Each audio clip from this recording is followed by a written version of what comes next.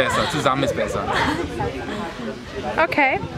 Ja, herzlich willkommen zu Kriya Yoga. Ich freue mich so, mit dir persönlich sprechen zu dürfen und auch neben dir sitzen zu können, nicht nur über Skype, weil wir ja zusammen schon beim Meditationskongress miteinander sprechen konnten. Ja. Ich bin natürlich ein bisschen aufgeregt, weil ich einfach so toll finde, auch deine Arbeit und ich dich auch so bewundere, wie du einfach deinen eigenen Weg gehst, den ich auch immer wieder versuche zu gehen und du mir einfach auch dabei geholfen hast, einfach noch mehr meinen eigenen Weg zu gehen. Dafür möchte ich dir zuerst mal danken. Ich werde ja ganz rot jetzt. Dankeschön. Vielen Dank. Und ja, es würde mich auch einfach interessieren, was denkst du, was ist eigentlich das Wichtigste im Leben? Also, ja, was ist der Sinn eigentlich unseres Lebens hier auf Erden? Das haben wir gerade gestern noch. Also erstmal muss ich das mal zurückgeben, weil du hast die Veränderung gemacht. Und ich und viele andere waren da vielleicht eine Inspiration, aber es ist auch gut, so auf sich selber sich zu appreciaten und zu sagen, hey, das hast schon du selber umgesetzt. Du hast zwar irgendwie vielleicht Hilfe gehabt und Inspiration, aber du hast es gemacht. Also will ich das einfach gerade zurückgeben hier.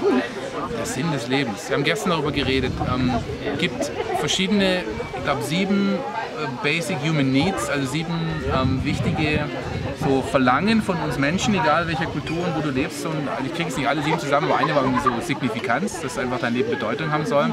Und was alle, egal in welchem Land oder so, immer wieder quasi sagen, ist, dass es nicht das Geld ist und dass es nicht irgendwie Ansehen oder sonst irgendwas ist, sondern was Menschen wirklich glücklich sein lässt, ist, dass du was tust, was anderen hilft, dass du gibst. Ja, und das kann man jetzt übertragen als Business Owner, du kannst es auch als Familienmama sehen oder als Papa sehen, ich habe 5 Kinder. Das ist, und zwar das selbstlose Geben, nicht das Geben, um irgendwas zurückzuerhalten, sondern dass das eine ganz tiefe innere Befriedigung gibt. Einfach zu geben und einfach jemandem eine Freude zu machen, einfach zu geben. Und diese Haltung, das würde ich mit, und das kann man halt, ich als Papa halt, wie gesagt, auch mit dem Elternsein verbinden, ja, dass man sagt, für viele Frauen oder sagen, hey, mein Sinn des Lebens ist Mama zu sein oder mein Sinn des Lebens ist Papa zu sein. Das kann man da schon mitsehen, aber wie gesagt, das Geben kann man halt auch über die eigenen Familientellerrand hinaus eben auch betrachten, dass man halt auch versucht, mit seinen Freunden und Nachbarn oder ich jetzt mit meinem Business online irgendwie so viel wie möglich Menschen einfach zu helfen und ja, also das würde ich mit als Sinn des Lebens bezeichnen, dass wir einfach versuchen, wie können wir unser Leben in den Dienst von anderen stellen, ohne uns selbst zu vergessen. Also das ist natürlich auch wichtig so, gell? Man muss schon nach sich selber gucken auch und sich da nicht verlieren im Geben. Aber wenn du da eine Balance schaffst zwischen nach dir selber gucken so und dann deine Tasse voll zu halten, dass sie überfließen kann und dann weitergeben kannst und dann eben zu geben und selbstlos zu sein, das ist eine ganz gute Mischung, glaube ich, um zufriedener Mensch zu werden. Ja, und eben wie du gesagt hast, sich, glaube ich, nicht daran zu verlieren. Auch eben gerade, wenn man auch eine Familie hat, dass man trotzdem sich die Zeit nimmt, eben was zu machen. Gerade dann. Oder genau, gerade dann und auch zu merken, dass man ja gar nicht so viel machen muss, dass man entspannter sein kann oder dass man Yoga machen kann. Man muss nicht so beweglich sein, man kann auch mit wenig ganz viel erreichen. Und da wollte ich dich auch fragen, ja, wie integrierst du so einfach ganz einfache Übungen, also auch zum dich körperlich fit oder auch ja, sonst deinen Geist so erfrischt und entspannt zu halten? Also ich habe das Glück, dass ich halt mit meiner Kathi zusammen bin, meine Frau, wir haben 5 gemeinsame Kinder und wir geben uns gegenseitig Freiräume. Also ich habe eigentlich fast täglich Freiräume, dass ich, wenn ich in Costa Rica wohne, dass ich halt irgendwie täglich surfen gehe oder einfach ans Meer gehe und da joggen gehe oder Sport mache. Das ist so mein Ding, oder war es jetzt in den letzten Jahren. Also früher habe ich Musik gemacht, da ist es eher so Sport und an den Strand und ins Meer zu gehen.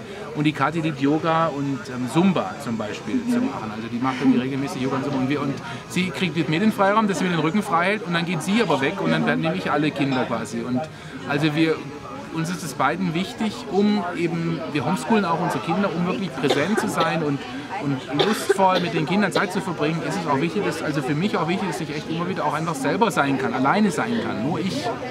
Und auch nicht irgendwie Coach oder YouTube-Star, sondern nur für mich selber quasi sein kann. Also nach so Freiräumen schauen wir quasi fast täglich, die uns gegenseitig zu geben und uns zu erlauben und die auch zu nehmen und zu beanspruchen.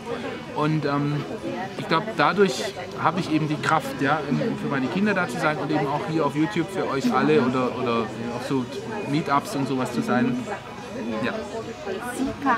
Und ich habe auch das Gefühl, eigentlich ist es ja auch wichtig, beim Sinn des Lebens eben zu finden, ja, was macht mir überhaupt Freude? Und das kann man ja auch nur, wenn man alleine anfängt, Sachen zu machen, egal wo man eigentlich auch anfängt. Und ja, auch vielleicht, wenn du noch ein bisschen erzählen kannst, auch, ja, wie kann man undogmatisch auch wirklich ja, gesünder und glücklicher einfach sein, ohne dass man eben das Gefühl hat, man muss auf was verzichten.